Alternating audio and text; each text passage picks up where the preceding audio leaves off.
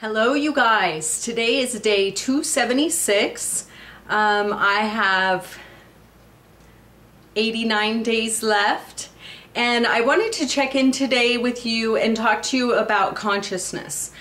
People ask me all the time, especially the people that I turn on raw food to, people that have never heard of raw food or juicing, and I kind of get them going on that path.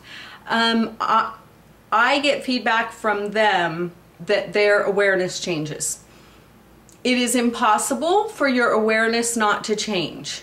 Having that much life force energy, eating that much life force energy, drinking that life force energy, it's impossible, especially if you're used to a standard American diet. It's inevitable that your thoughts will change, that your consciousness will change.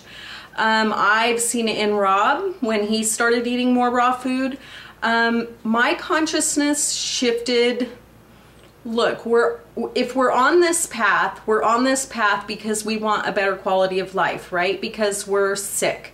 And just like Lyme disease, just like probably everybody else out there with Lyme disease, I didn't start off knowing that I had Lyme disease, right? All I knew is that I had to start fighting for my life. My sign came with breast cancer, and I try not to talk about all that kind of stuff because whether it's breast cancer or Lyme disease or prostate cancer or tumors, it really follows the same path, the 7 stages of disease that I learned from David Rainishek from juicefeasting.com. All diseases follow the same path, so I just try to encompass it all as one.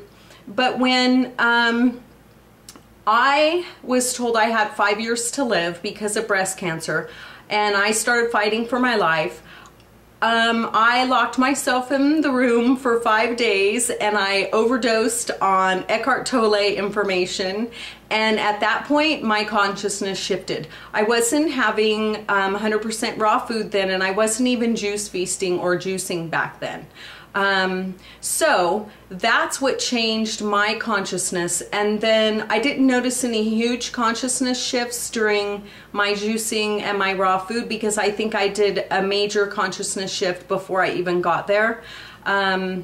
So I wanted to share with you a chart that we as a family use, because when my head got cracked open, I started writing down what my mind was doing, how I was figuring it all out. And you know, you see our ceilings have little knots and exposed beams. All of a sudden it was like satellites start linking up in my head and I could see patterns really super clearly.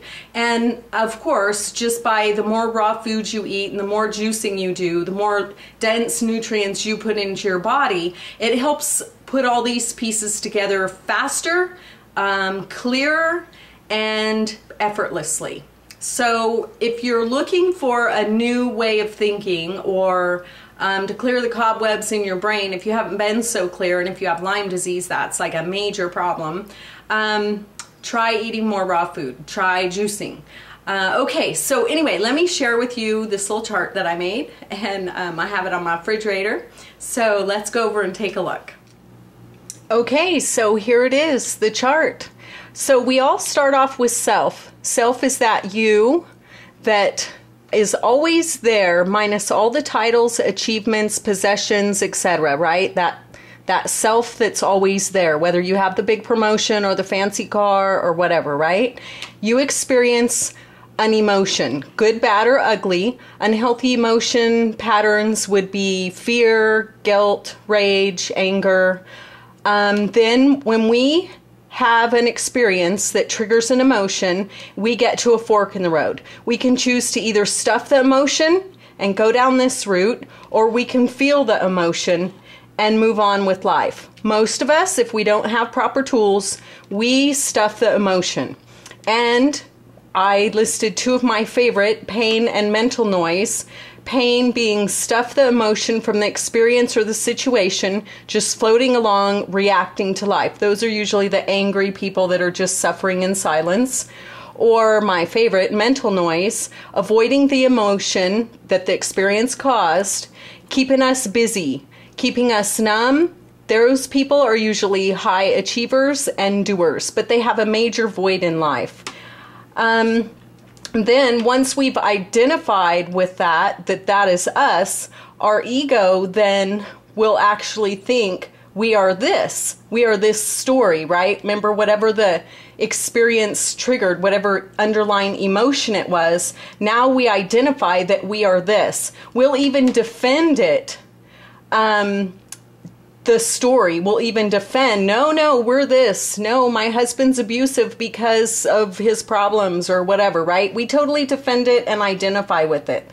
But usually we get to a fork in the road where we have to surrender, right? We're tired of being beat up. We're tired of living with this disease. It doesn't get any better. And you get to the point where you surrender and you're ready to just give up. You're fed up with the unhealthy pattern, tired of being stuck, and you're ready to just let go. Just let go of that person, let go of that life, let go of that destructive pattern that no longer serves you, right? So then you're back to the fork in the road, whether we stuff the emotion or we feel the emotion. If we choose to stuff the emotion again, I'm telling you, you're going to repeat the cycle all over again. It's just going to be a different face triggering it, right? The key is to detach from the egoic identity that you were that experience, that you were that story, that you were that life pattern. No, it had nothing to do with you, right? Then you get to a realization point, I am not this. There's no identity from the experience or the situation. It's a non-attachment to the emotion. Your true self will start to emerge.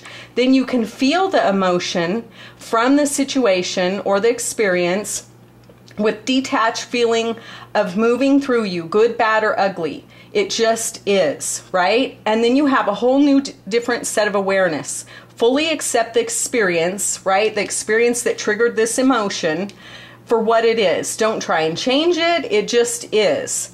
And it really doesn't mean anything about you or who you are. It's just something that happened. You can carry around the baggage and the luggage, but it's only going to serve the ego to the pattern. It's only going to serve the false identity, right? Okay, so then you have the awareness of it, and it brings you back to the true self, free, in a no pattern, no thought. Our identity comes from within, you guys. No material things, no experiences, no persons, no people who we know, no husband, wife, kids, whatever. They don't make us who we are. We just are what we are, right? And usually we don't come to this realization, unfortunately, until we're on our deathbed. And then, you know, we have these couple moments of pure bliss. But we have access to this always. We don't have to fall victim to this. You know, the Western, we have such victim mentality. And I mean, I could have been in this with the whole breast cancer thing and identified myself with it and the whole cause and all that stuff. But you know what? That's not going to get me better. What's going to get me better is moving through it. It has nothing to do with me. I can eat better. I can change my life, and I can move through it and see what else is on the other side for me. So you guys, stuff it or feel it. I vote for feel it. Okay, I hope this is helpful to you. Okay, so I hope you enjoyed our chart, and I'm certainly very grateful for it because all of us as a family have been able to just look at that chart and be able to see where we are, where we need to go. And it's really been an awesome tool for us, and I'm so grateful that Eckhart Tolle cracked my head open so I can see that whole process of repeating unhealthy patterns very clearly. So you guys, take your power back and just feel the emotion, has nothing to do with us, and move through life. Don't trip out on the little small things. Doesn't serve us well. Okay, you guys, have an awesome day, and I will check in with you later. Bye-bye.